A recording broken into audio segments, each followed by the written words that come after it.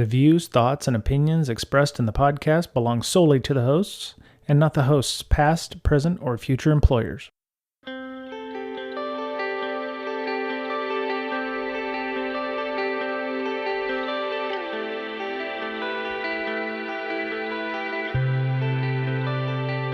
Hello, everybody. Welcome back. It's Brian and nobody else for Breaking Down Security this week. Mr. Betcher, Miss Berlin got called away to meetings, unfortunately. And, as we always say here, company comes first, and then, it's the podcast and, family and all that, and then the podcast. So we're like a distant third to everybody. So it's just going to be me this week from the Breaking Down Security group. We have an interview this week with two people. We don't normally get a lot of two people interviews, which is great. That means double the fun. We have Kim. I've watched Good Omens, so is it Crawley or Crawley? You got it right the first time. Yay! Okay, Kim Crawley and Phillip Wylie from Wylie Books. He owns Wylie Books. It's amazing. No, not Wylie Books. Oh, okay. Phillip, thank you for coming as well.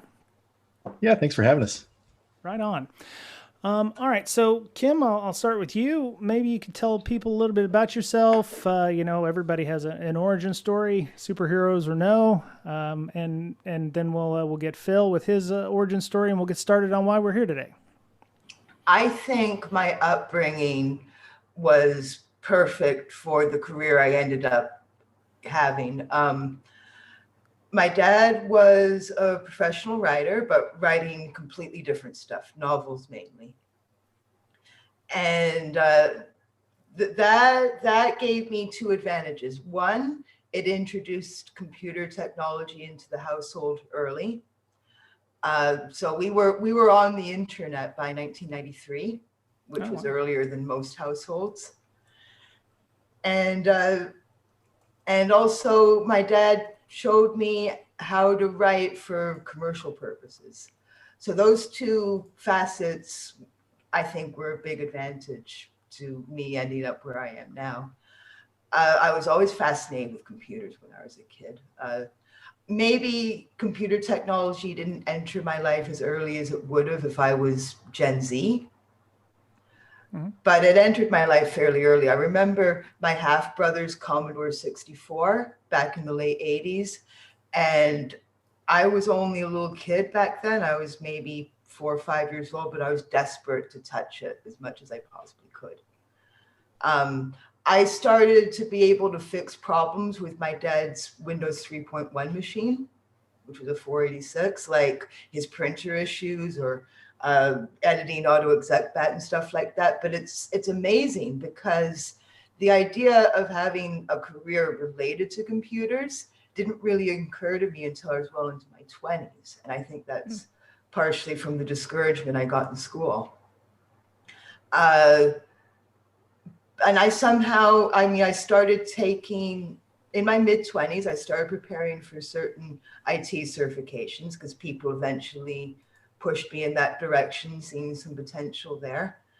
And I had like several CompTIA certs eventually, like A+, Security Plus, Network Plus, that sort of thing. And so with those creds, I got work as a desktop support technician. This was like well over a decade ago.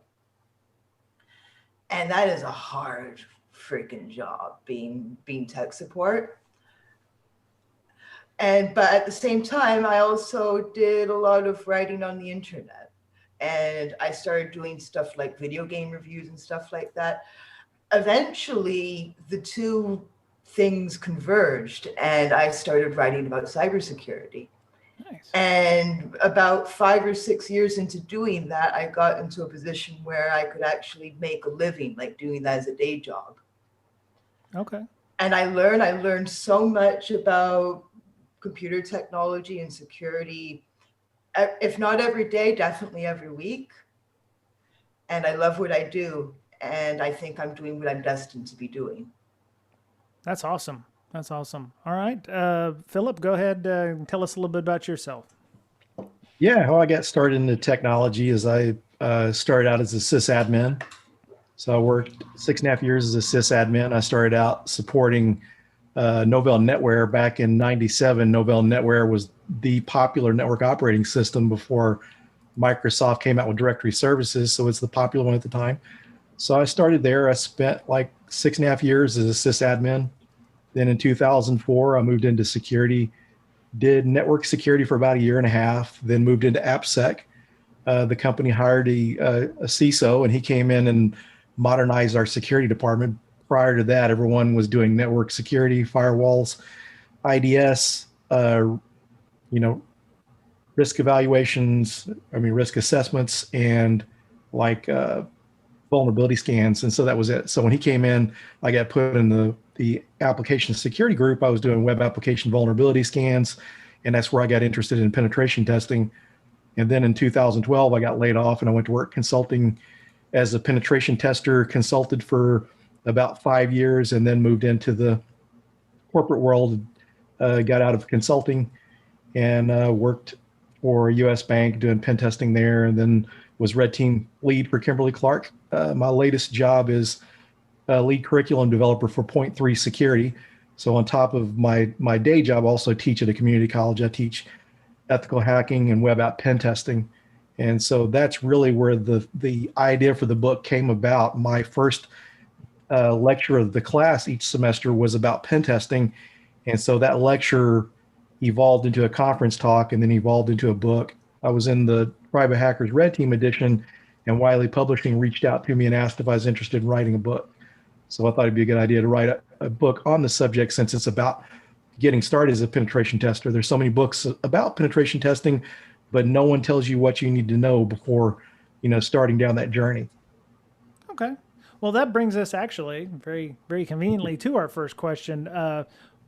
Why did you write the book? Obviously, it sounds like this was kind of a roadmap to becoming a pen tester. To be fair and to be completely transparent, I only got access to the book a couple hours ago, and I've been reading through it, and I actually find that what a pen tester is excellent.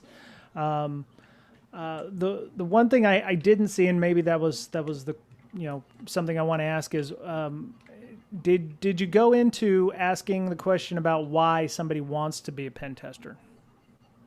Maybe they have a hacker mindset. I mean, what is a hacker mindset? That's bandied about all over the place. Not just in your book, but on the internet, and if you're new to the industry, there's a hacker mindset. What is a hacker mindset for people who don't understand what that might be? Yes, being able to think like a hacker, or not necessarily, because the original term of hacker was people that tinkered with stuff, built stuff, and figured out how things worked and enhanced capabilities. But in this fact, it's more in line with the computer hacking. So building that mindset is similar to like troubleshooting. So when you build like a computer for the first time, install an operating system, if everything goes perfect, you learn some, but you don't really learn much until things break. So the hacker mindset is learning how, if this exploit doesn't work, other exploits you can use, how to change those exploits to get it to work. Once you get like an initial foothold, what do you do next? So it's getting experience with hacking to learn, okay, I'm able to upload a malicious file to this system.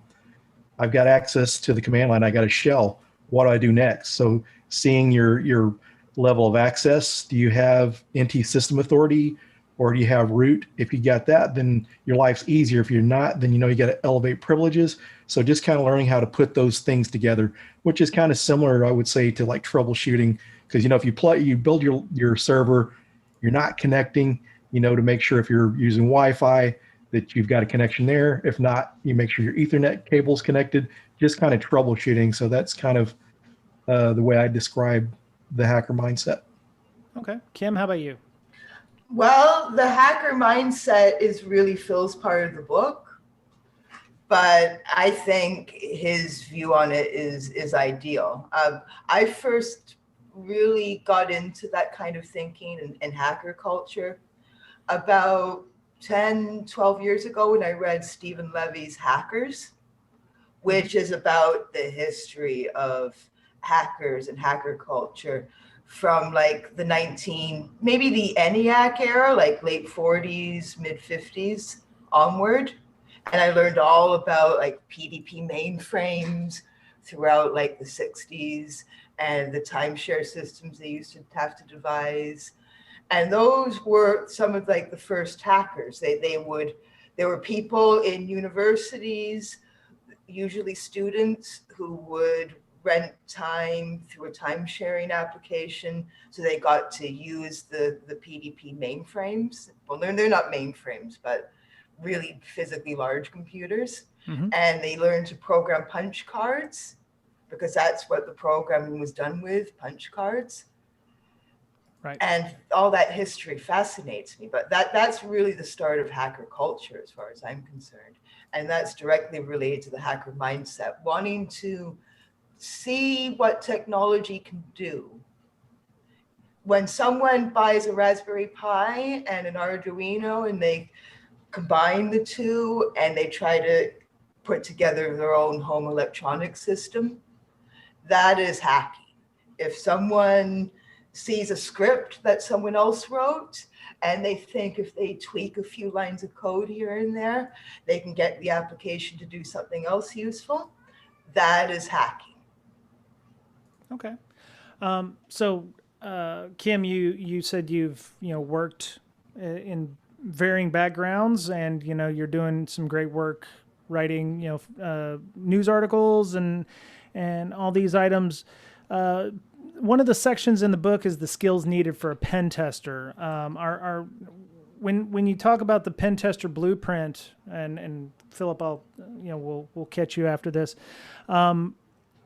Other than just having knowledge of security controls or IT admin, is there any other backgrounds that lend itself to becoming a good pen tester, not just an IT admin or somebody who knows Linux?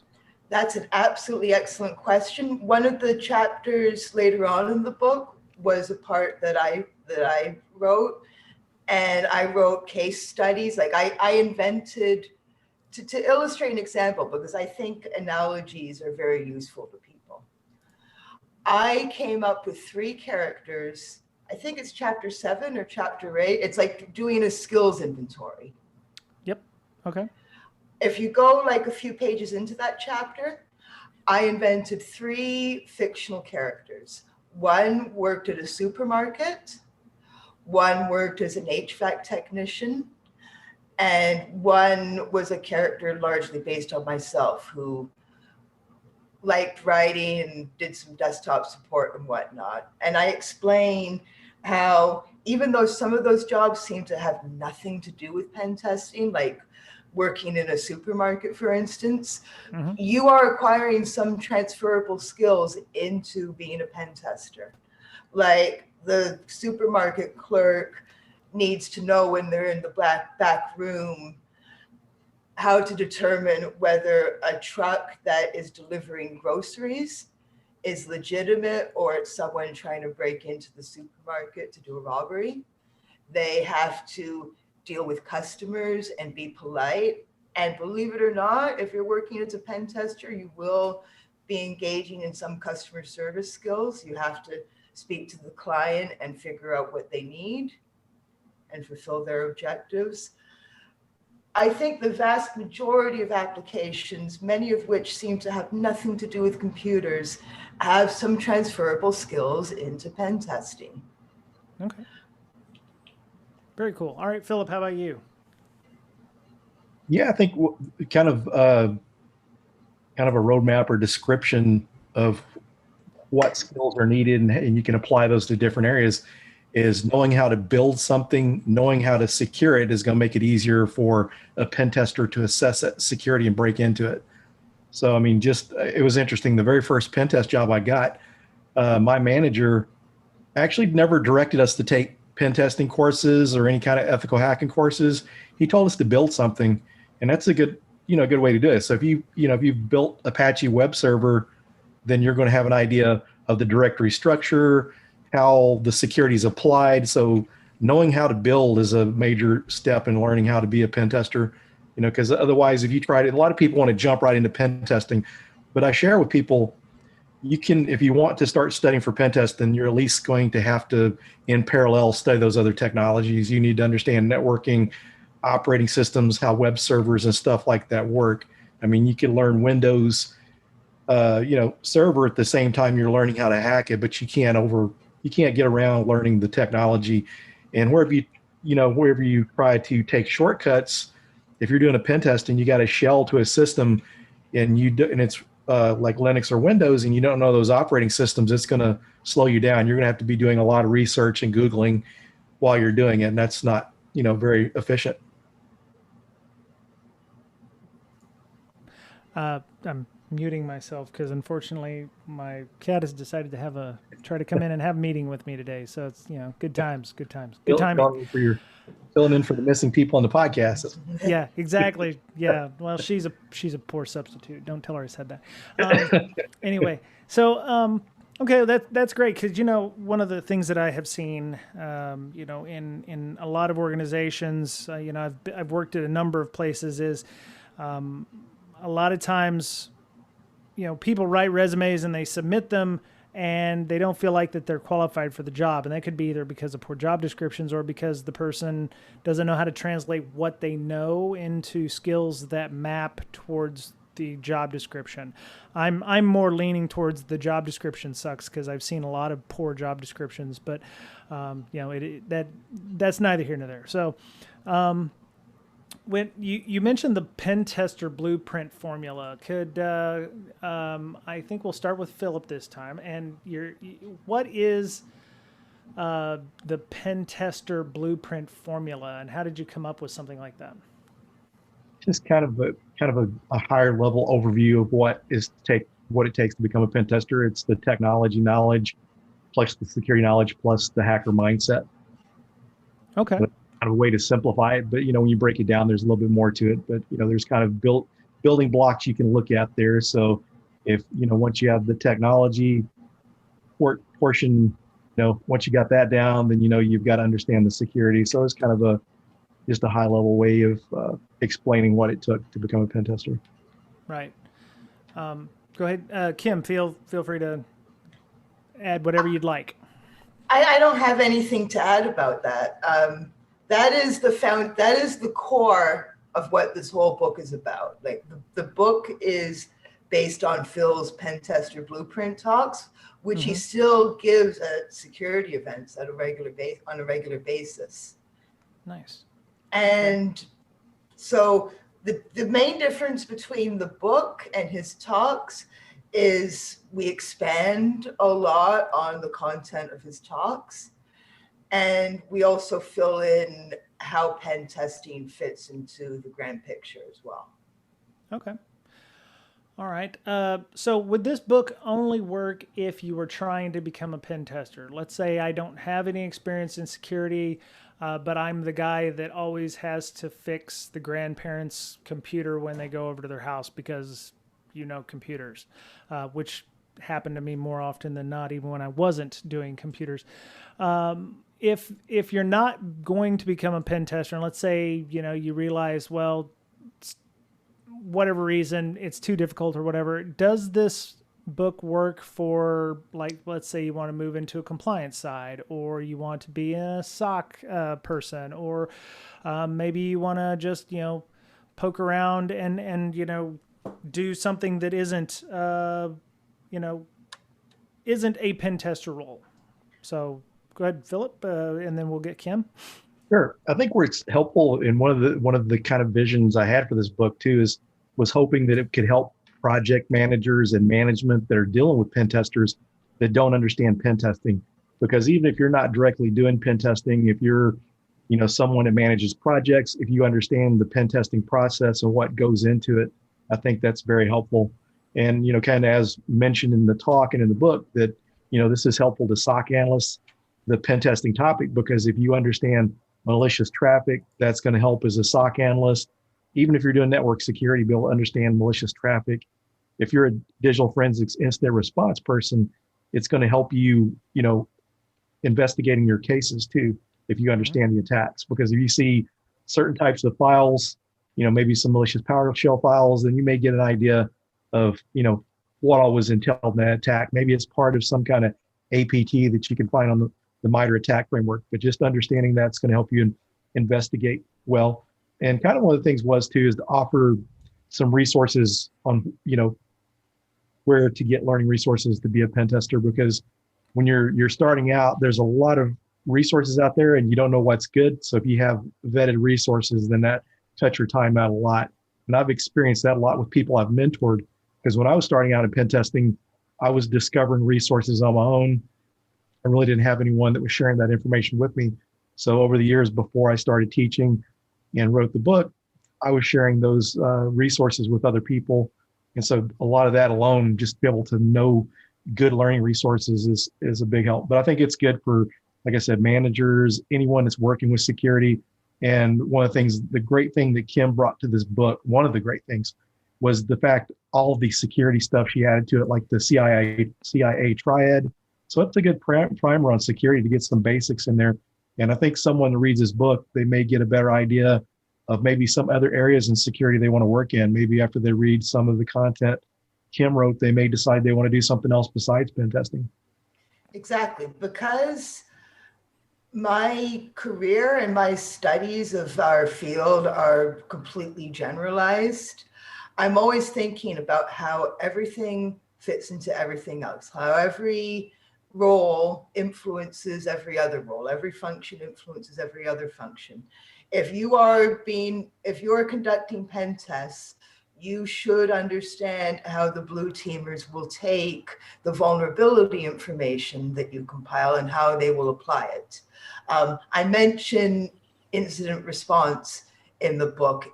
If you're a red teamer, you will never be doing incident response in that role. But you should understand what the incident response team does, because everything affects everything else. I mean, that's why there are purple teams, red and blue together. Right. Okay. Let me see. Education resources.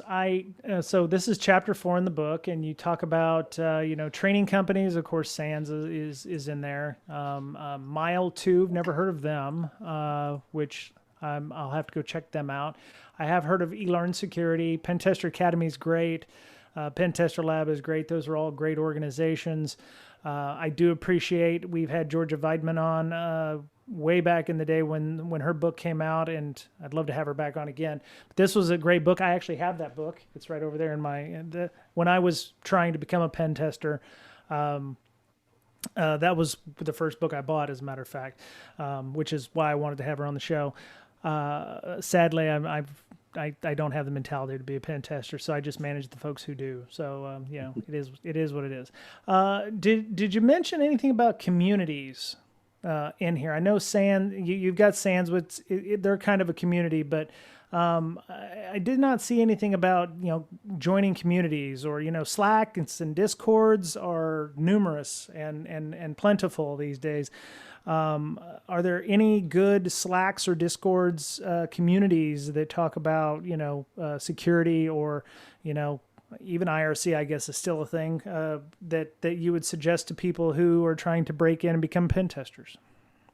Kim, go ahead, please. I keep getting invited to Slack groups and Discord groups, but every time someone invites me to one of those groups, I forget to keep logging on because it kind of overwhelms me. We do suggest, obviously, like specific institutions like SANS and whatnot.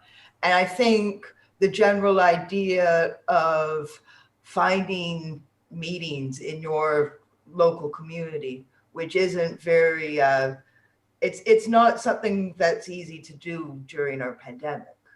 Sure. But you can find these communities online.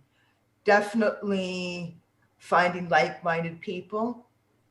Finding hacker spaces, like Toronto has multiple hacker spaces, is very good. But there are so many different communities. They're pretty easy to find because we all have the internet these days. Right. But I don't know of any specific Slack or Discord groups because I'm just like totally jaded about keeping up with that stuff. No, definitely find a local hacker space. Find a local hack. Sometimes you can find people in like SANS related SANS related groups. I've mentioned, do people pronounce it OWASP? Yes. Or OWASP?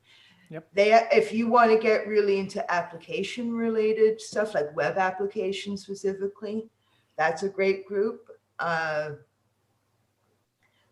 Basically, some of what we suggest in the book, you probably should have friends who are learning pen testing at the same time work with you. Like, for instance, in the pen testing lab chapter, we mention how it's easy to set up in your pen tester lab. It's easy to set up virtual machines on your local computer to simulate cyber attacks on, but it's not easy to simulate, to create a virtualized network.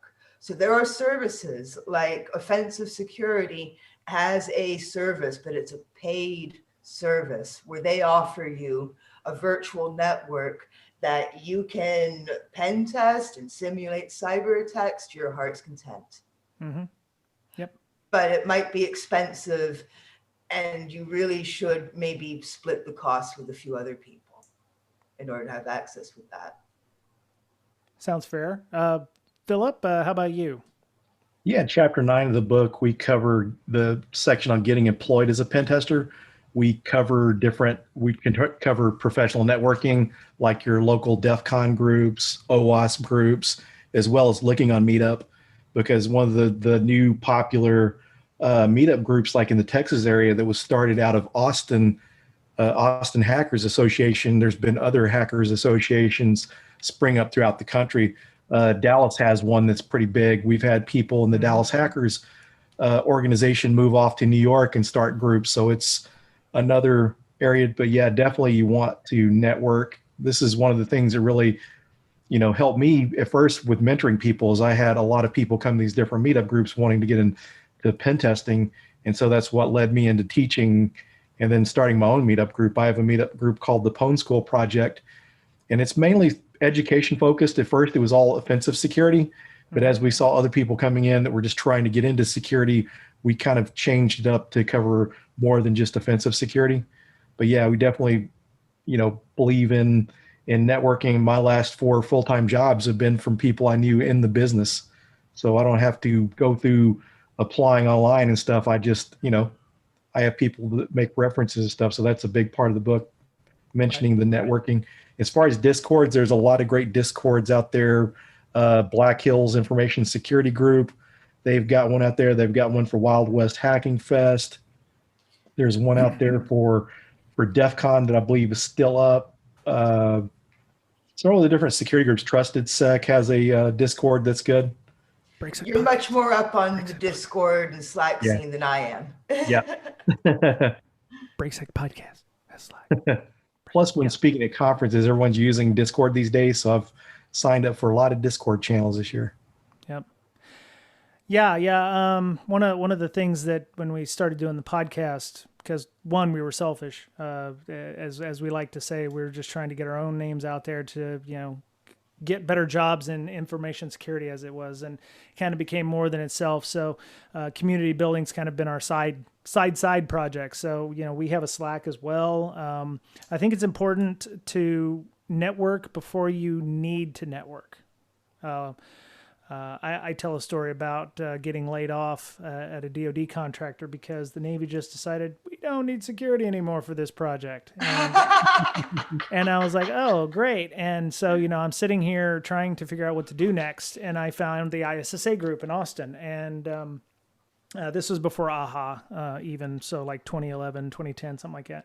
And, you go and you're like, oh, yeah, I want to be here in ISSA. Oh, yeah, by the way, I'm looking for a job. And you try to throw out your resume and it's like, it reeks of desperation, and which it was. I was desperate to try to find a new job. That's when I learned that you should be getting out there, even if you're painfully introverted like I was, to get out there, meet people so that you can create those those communities of folk. And one of the things that I did when we started the podcast was also the Slack. And, we do things like making sure there's a social contract. We have moderation. We have specific guidelines for people that way. And we're all noobs here is what we like to say. We're all noobs here. There's nobody who's an expert in anything. No thought leaders need apply. No rock stars need apply, that kind of stuff. So we have a ton of channels. We, get together. We talk about things. We have certain guidelines about, professional behavior. Those are, you should, if you're looking for a community, you should try to find those things. I do a virtual CSEC. I do I have a couple meetups now because I picked up the other one. I run a thing called CSEC and CSEC East in the Seattle area that does now virtual over Zoom talks every month. So first Wednesday of every month, we do speaking engagements. So maybe you, Kim, or you, Philip, can come and talk about something. We were doing just security stuff, but we moved over to DevOps, change management, project management, all kinds of stuff. So there's a lot of things out there. Yeah, Meetup is definitely a place to look for those.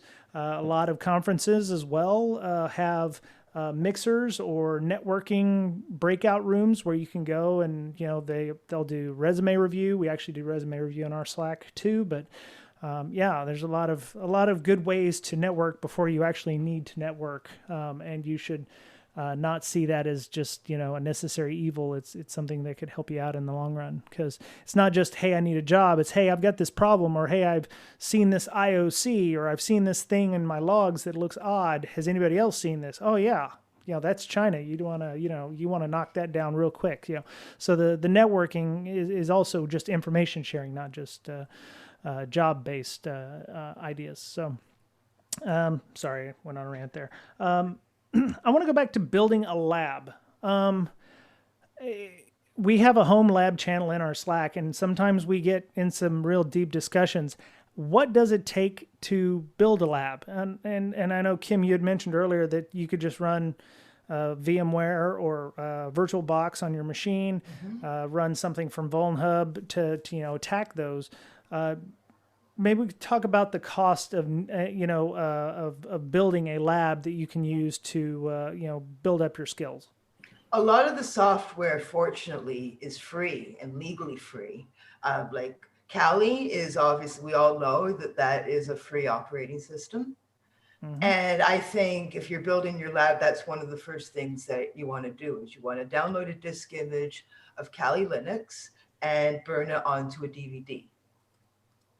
And there are so many tools that are pre-installed in Kali, like literally hundreds and hundreds for everything from very specific network vulnerability tests and like Pentester Framework and whatnot, to like Wirecrack, like basically scripts for cracking Wi-Fi, scripts for doing all kinds of things. There is so much that you can be practicing as a budding pen tester just by reading through all the Kali documentation is massive. Reading through all of it and trying out as many of those tools that are pre-installed as you possibly can. Right. Of course, you do not want to be cyber attacking on people's real computers without their consent. So installing your own virtual machines, as you said, in VMware or VirtualBox is great. There is a website, like I think you mentioned Vulnhub, which has a massive collection of disk images of specifically vulnerable operating systems and applications.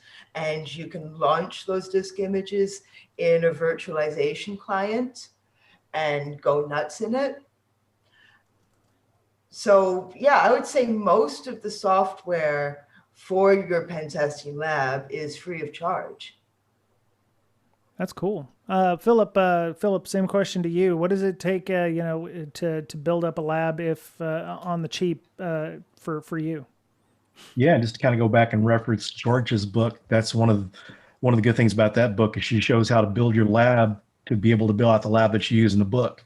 And I didn't really get around to mentioning when we were discussing Georgia but that was the book I used for the first year I taught my classes before Pentest Plus came out. And then we changed over to the Pentest Plus book so students could get certifications to help, get a pen test job. That's a good resource to start there. But kind of like what was mentioned, in my home lab, I've got like the minimalist lab where I'm running VirtualBox. I've got VirtualBox and VMware that I've both used. I've kind of gotten where I like VMware more for anything that I've got to connect an external device to a VM. So if you're wanting to connect a USB, Wi-Fi adapter, it's a lot easier to use, VMware opposed to VirtualBox. But VirtualBox for everything else works well.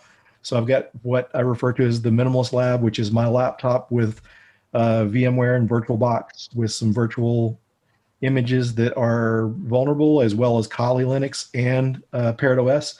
And I've got also my dedicated system, a server that I built that I just put a bunch of vulnerable VMs on. It's running Ubuntu with VirtualBox, and I've got Metasploitable 2 and 3 and some other vulnerable VMs off of Vulnhub. And also to add to building your own virtual images that are vulnerable is ExploitDB, the site that has all the exploits on it. You can download the vulnerable software. They got links on all those exploits so you can test those out, because even experienced pen testers need a lab to test proof of concept. So you can download that vulnerable software and set it up at home. And that goes back to learning how to build to learn how to break into it. So, if you build something that requires Apache Tomcat that's vulnerable, you download that software and install it. So you're getting the skills with that there too. Right. Yeah. There was several that there's Overthewire, which is a great one. If you don't know Linux, let's say you're just, breaking, like y'all had said, breaking into security, their Bandit CTF that they do, basically you go to overthewire.org, I think. Yes. Let me see. And we actually had it listed in the book too. Oh, that one's in the book? Okay. Again, like I said, I only had a couple hours. And Under the Wire should be listed in there too. Under the Wire, yes, that's the PowerShell one. That one's actually surprisingly difficult for me, but I have less experience with PowerShell than anything else. Juice Box, OWASP actually has a number of vulnerable types of systems. Juice Box being a vulnerable web application. Vulnhub is always fun. PicoCTF, Hacked-Box, of course. I think that was mentioned in the book, but. Docker, they have vulnerable Docker images that you can use too, which expands your capacity for that. So, and if you're a blue teamer doing this stuff already and you want to move to pen testing, you're probably using a lot of these tools already, like Nmap and Burp, and because Burp is de rigueur for us at Leviathan there, because we do a lot of web app pen testing. So Burp is usually our tool du jour with all of its plugins and what have you.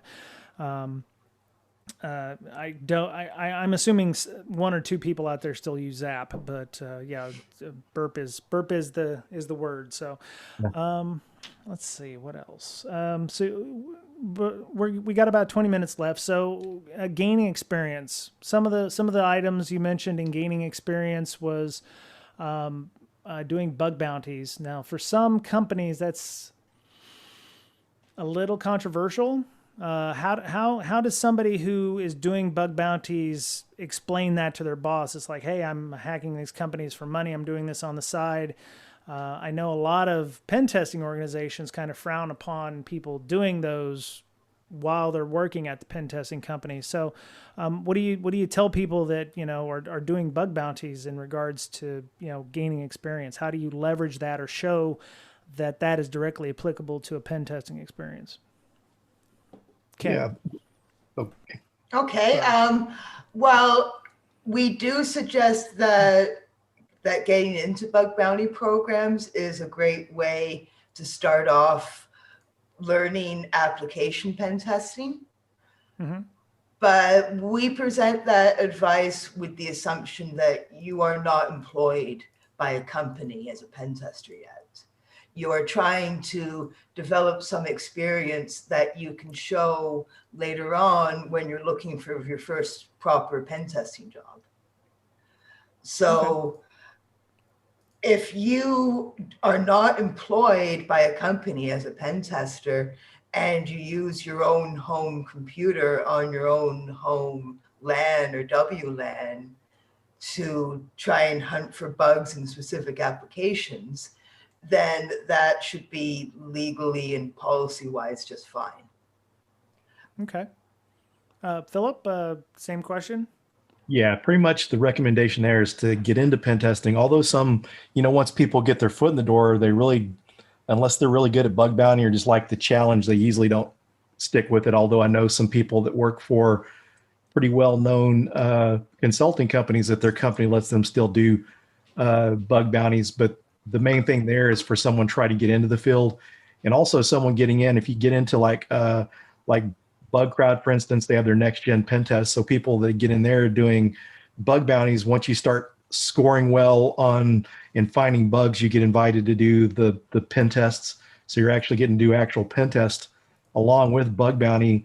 And then some of your companies like Synac that are crowdsourced pen testing that, once you get the experience, you can move over to those companies and you can show real world pen testing experience. And even like Cobalt, their pen test as a service. So it's like crowdsourced pen testing there as well too.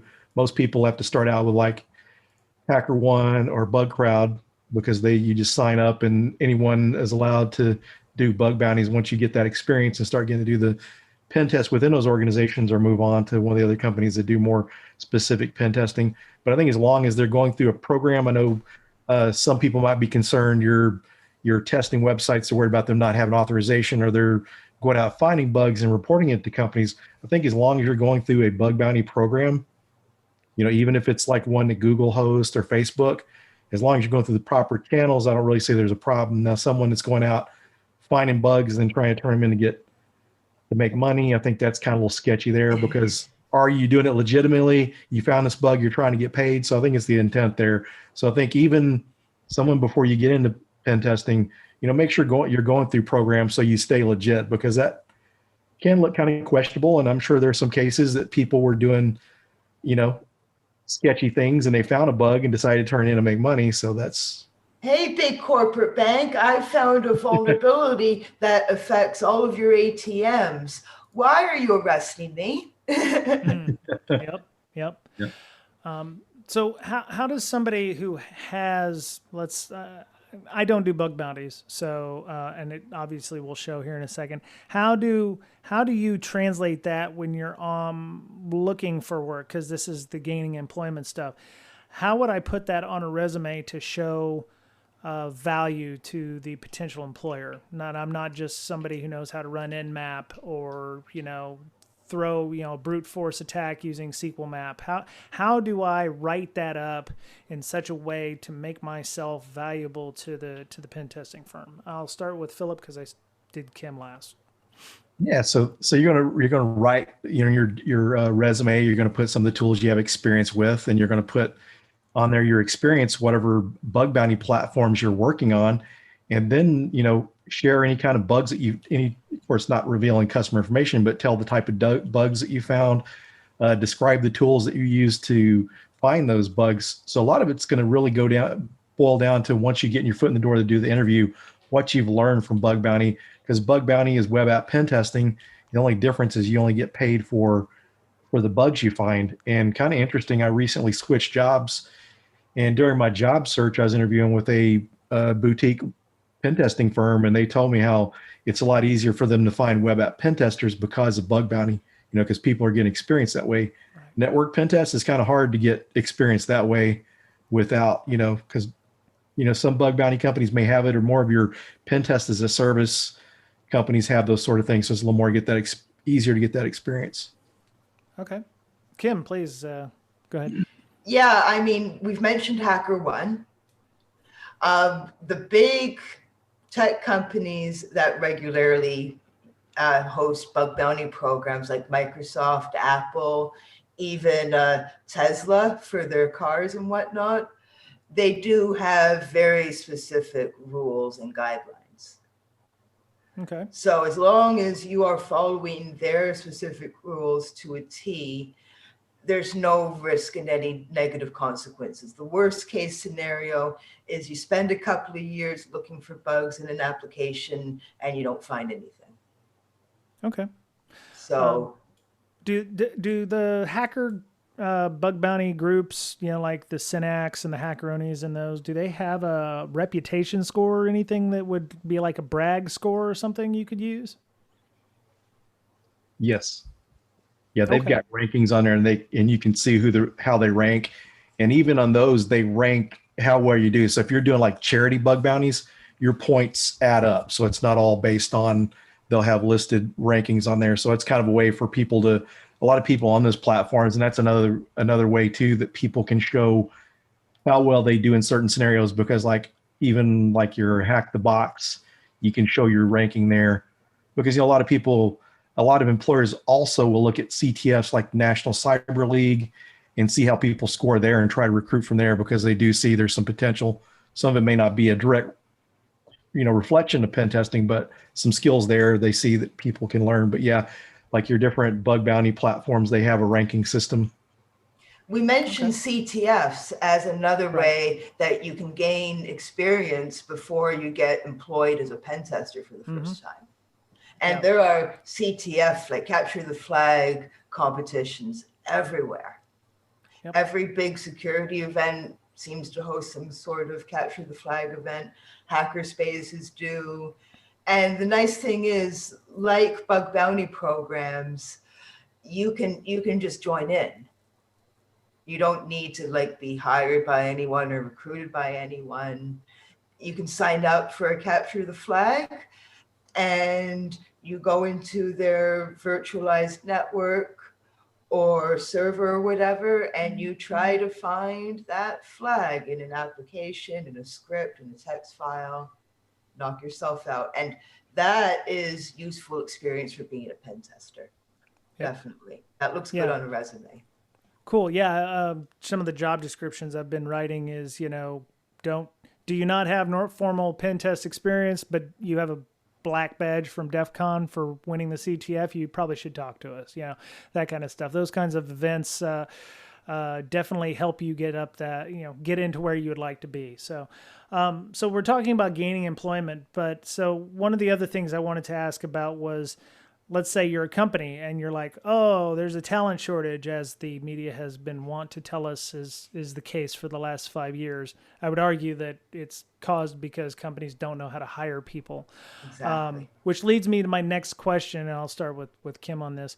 What can companies do to be better at hiring people who are not formal, and I'm using quotey fingers, pen testers, and need pen testers? We mention the mythical cybersecurity skills gap in the book directly. And it's even, if you look in the glossary, it's even defined in the glossary. So I wrote that part and in the glossary, which is, it's this perception in the industry that there aren't enough people with specific cybersecurity skills that these companies need to hire to keep their systems secure. But that is an imagined gap. One of the big problems is trends in the industry that, like our friend Alyssa Miller has pointed out, for instance, entry-level position must have CISSP. Right. Which is absolutely bloody ridiculous, because you need 5 years industry experience to even qualify for the certification. Mm-hmm. Yeah. That's a definite prerequisite.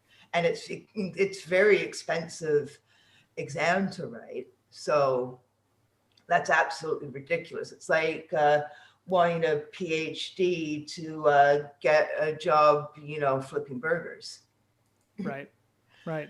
Another problem I think is sometimes companies want to find an excuse for why they need to hire someone offshore for much cheaper than they can hire domestically.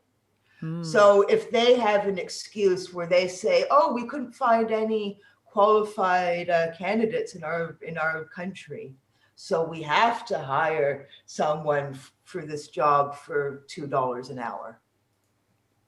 That we frequently see that kind of stuff too. I forget what the specific regulations are, but that kind of stuff really makes me angry.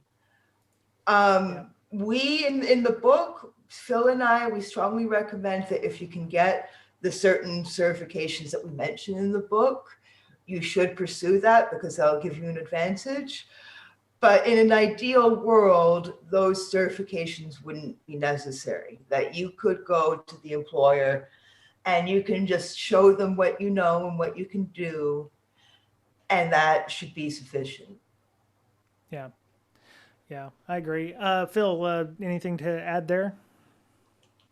Yeah, this is kind of a very close topic to me because teaching and mentoring, I have a lot of students that get out and try to get their foot in the door. But one of the things I can say is if you're trying to break into the industry and you have no security experience, one of the advantages of going to college is internships.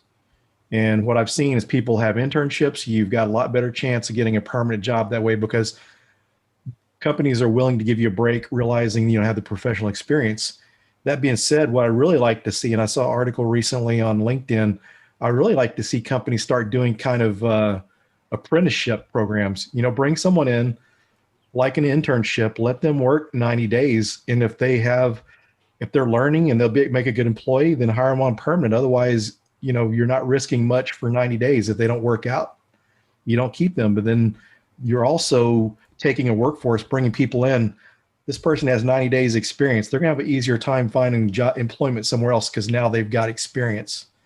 So that's what I really, really would like to see is more apprenticeship programs. Let someone come in for 90 days, let them work and see how well they pick it up. I mean, just from an internship perspective, we had someone in my previous job on the AppSec team. She knocked it out of the park. She came in and she had been teaching herself Python. She wrote a script that was able to go through and find WordPress or what WordPress version was running all these sites because there was a vulnerability at the time. This is something she came up with. This wasn't something she was guided on. So a lot of times just giving people a chance to see what they can do. People that don't have their traditional college education, if you did like the apprenticeships, maybe they're learning to code in Python or Golang or something, or they're doing a lot of CTFs, hack the box stuff. Maybe they've got skills. They just need to be given a chance. Sometimes it's not the finer points, having the experience, but sometimes when you bring someone with a lot of experience, it's hard to break those bad habits. So there's kind of an advantage to bringing people in fresh. You're able to teach them how to write reports the right way, and instead of trying to break some of the habits maybe they picked up somewhere else. I think related to that, another big problem with the industry, which causes this mythical skills gap, is that, I hate to say it, but a lot of companies are reluctant to spend money and time on training people. That's why they want a unicorn. They want someone day one who has all of the very niche specific skills that they want. And you're not going to, if you have like a whole bunch of niche skills that you demand a specific job applicant has, you're probably not going to find anyone. As we said, you're looking for a unicorn. Sure. So if companies need to spend money and time and take the risk and train people, use their own resources to train people. But a lot of them don't want to do that. And I think a lot of them are also afraid that if we train someone up for this very technically advanced position, they're just going to go on to another company and take that training with them for higher pay. Yeah. Yeah, I can see that. And, working at a consultancy, we have junior positions and we do have, we don't call them junior, we call them associate. We have associate positions for folks that are getting into InfoSec and being pen testers. But we do require some knowledge of security. I mean, it can't just be, I was a dog walker yesterday and now I'm a pen tester. Because there is a perceived, we're paying you X number of dollars plus we're going to have to pay, X number of dollars in operational costs just trying to get you spun up on how to do X, Y, and Z. And, we're pretty much going to have to write off the first 3 to 6 months depending on how quickly you catch on. And it's hard to codify I'm able to do things and learn things quickly, when you're interviewing. So, I would love to see more junior type positions, and not just in consultancies, but, in organizations that have red teams or, large SOC implementations or something, so we can train those folks up. So we have about 5 minutes left. Y'all wanted to talk about something called hacking is not a crime. Maybe Kim, you could start us off on telling us what hacking is not a crime is? Hacking is not a crime is an organization started by our friend Byron. I think Okay. he was exasperated at entities like the mainstream media, for instance, talking about cyber attack stories and saying, so a hacker was distributing ransomware. And so in a layperson's mind, a hacker is someone with a hoodie and perhaps a Guy Fawkes mask, like Anonymous, and they're cyber attacking by typing at 400 words per minute, which is how you hack into something. Mm-hmm. I'm being facetious. But so he was very angry about, because that misconception is harmful. Sure. Because hacker culture is absolutely integral to the development of the technology that we use now. Right. And Phil invited me to be an advocate for the organization, and I was really honored because I feel really passionately about this. My whole career, I've been adamant about not using hacker as a bad word. Okay, very cool. Phil, what's your thoughts on hacking is not a crime? Yeah, it's kind of it's interesting because when Brian started out, Chloe Mustagi is also a co-founder now. They joined forces. Chloe was doing a lot of hacker rights related stuff, and so they've kind of joined forces. So Brian was really his focus was getting, he printed a bunch of stickers out before like DEF CON 2018 and was giving all these hacking is not a crime stickers out just to kind of bring awareness. His was like more awareness, but a lot of what Chloe was doing was more working with governments, trying to get wording changed, working with media, trying to get them to use other terms, because, whenever you're trying to use, even using pen testers or security researchers, it kind of instills fear into people and they're scared to work with them, thinking everyone has bad intent that knows how to hack. So a lot of that's just to try to improve the whole meaning of the name, take back the name and distinguish. Because you look at locksmith, for instance, there's some people use lock picking for bad, but then it's used for good. So it's kind of a good way to compare the two. Awesome. Okay.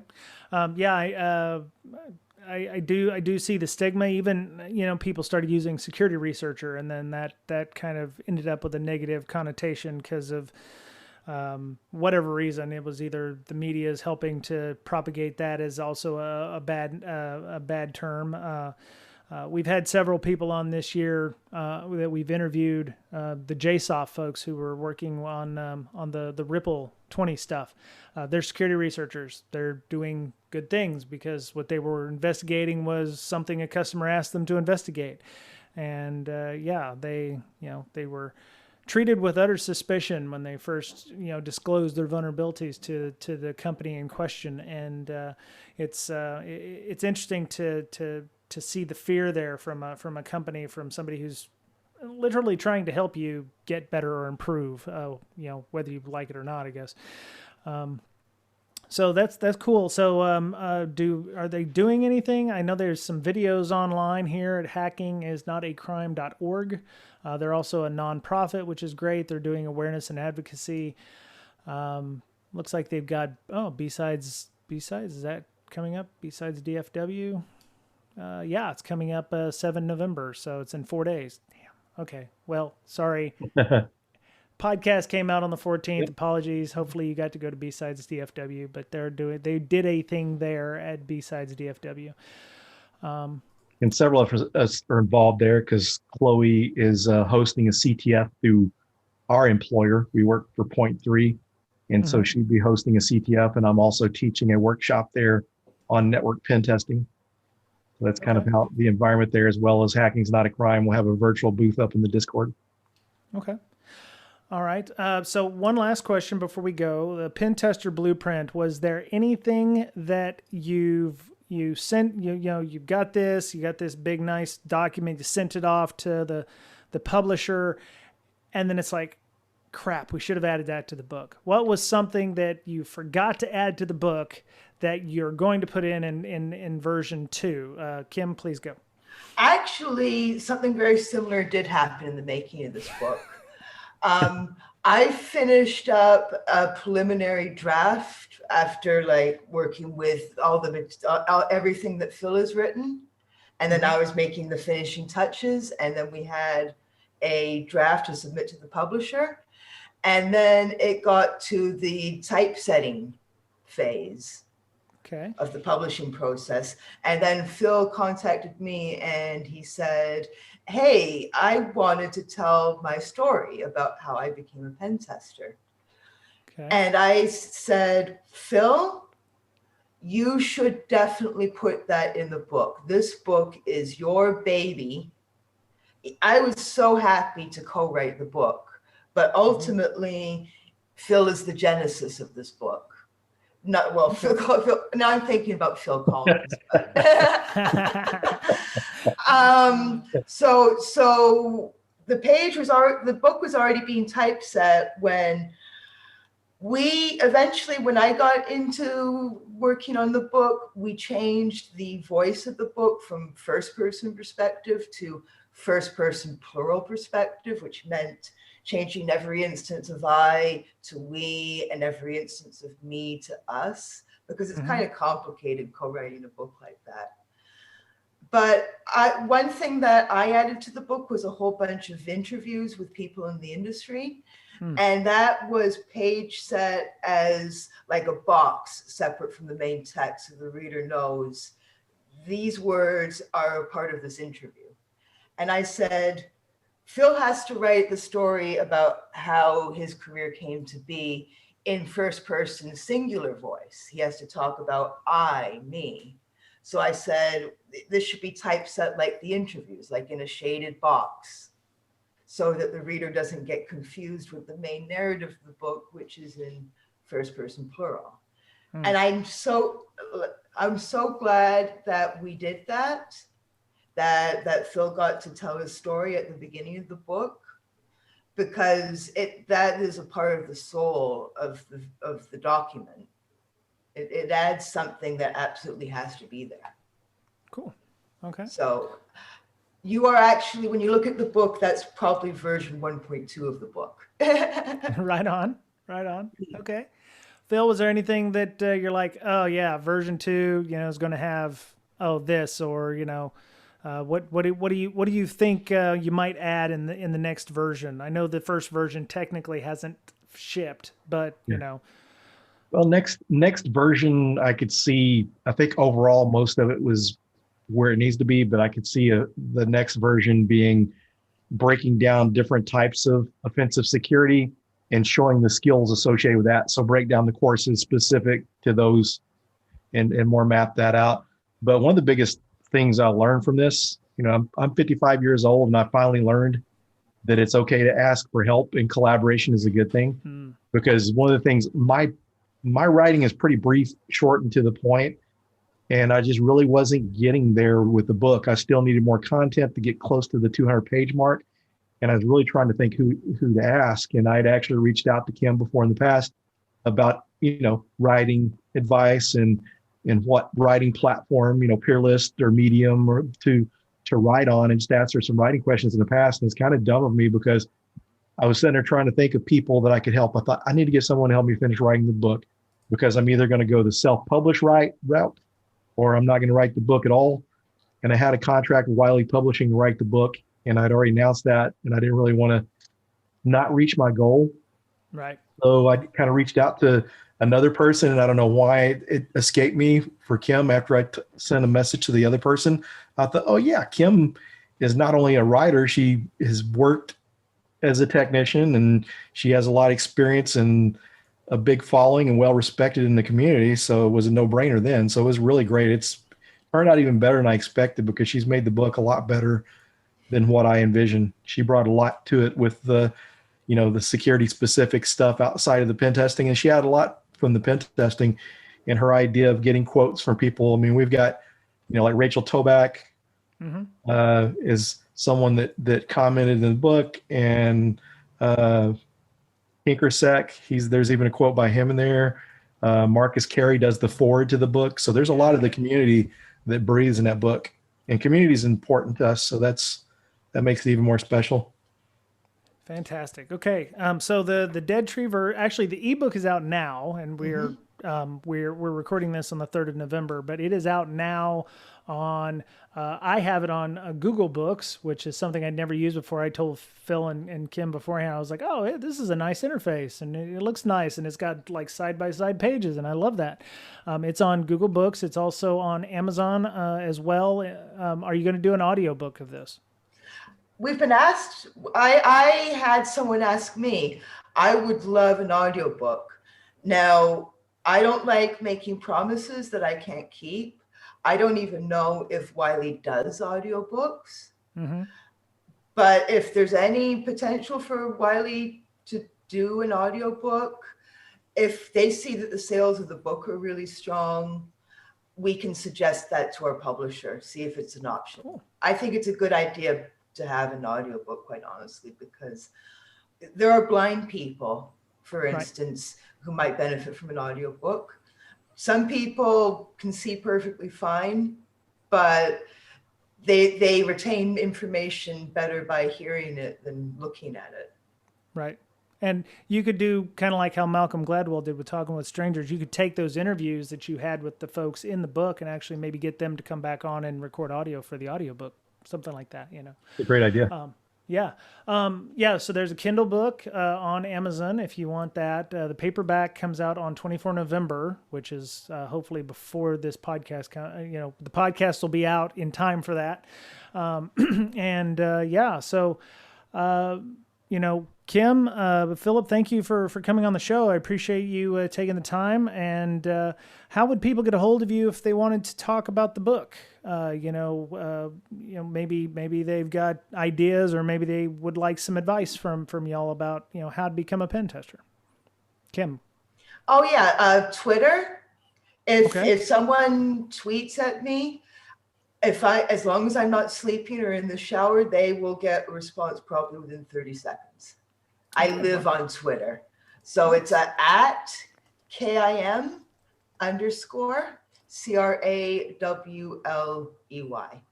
Okay, excellent. Phil, how about yourself?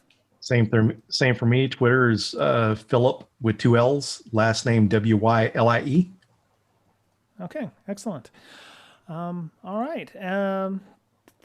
Any other last thoughts before we go? Well, it don't matter. One of the things I'd like to share, and there's so many people that are new that are wanting to get into, they want to do pen testing and security, and I don't want to ever discourage anyone from their goals, but there's a lot of other cool things you can do out there in security. I mean, threat hunting, digital forensics, and incident response. So you don't have to do that first. You can try other things. If you need to get your foot in the door, being in IT is going to make it easier to become a pen tester than trying to come in without that experience. So get the experience however you can just to get in the door, then it's easier to get a pen testing job. And like I said, there's other things that are a lot of fun. So research everything out there, find something you like, because if you find something you're passionate about, it's not like a job. Fantastic. Okay. All right. Well, thank you both for being on the show, and hope everybody has a great week. And thanks. Thank you. Thank you. And that was part 1 of our show with Christopher Hadnagy this week. We'll be back with part 2 of our interview with him in a couple weeks. So before I go, just want to mention you can follow us on Twitter. You can follow Mr. Betcher at BetcherPwned, BOETTCHERPWNED. You can follow Ms. Berlin at InfoSyster, INFOSYSTIR. You can follow me. I'm Brian Brake, BRYANBRAKE. And our official podcast Twitter is at Brakesec, BRAKESEC. I'd like to thank our patrons. Donations that they give us every month go for hardware upgrades, hosting of the podcast on Libsyn, and our Zoom web conference accounts, among other things. And if you're interested in getting a t-shirt or whatever, you can feel free to hit up our TPub store. which is found at the shortened link, which will take you directly to TPub, is https://brakesec.com/store. And please feel free to check us out on Apple Podcasts, Google Podcasts. Please leave feedback when you can. It gives us more visibility and allows people to find us more easily. All the other places where you can find us, iTunes, iHeartRadio, and those other places, Spotify, for instance, you can find them on our website at breakingsecurity.com. We'll be back next week with another episode of Breaking Down Security. Have a great week. Please be nice to one another, and we will talk to you again soon.